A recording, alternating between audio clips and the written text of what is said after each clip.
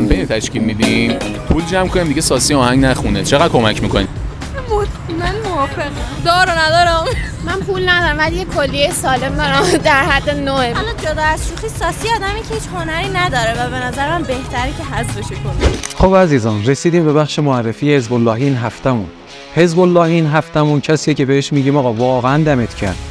مثلا شنیدید میگن با قلتک از روی یارو رد شد؟ ما نمیگیم با قلتک، میگیم با تانک، یعنی نابودش کرد. ایشون کسی هستن که با یه متن کوچیک تونستن تمام برنامه‌ریزی هایی که ساسی و تیمش برای کودک‌ها و نوجوانامون ریخته بودن رو نقش برآورد کنن. ایشون کسی هستن که احترام و محبت به مادرش همیشه زبان زد همه بوده و برای نسل آینده این کشور خیلی زحمت کشیده.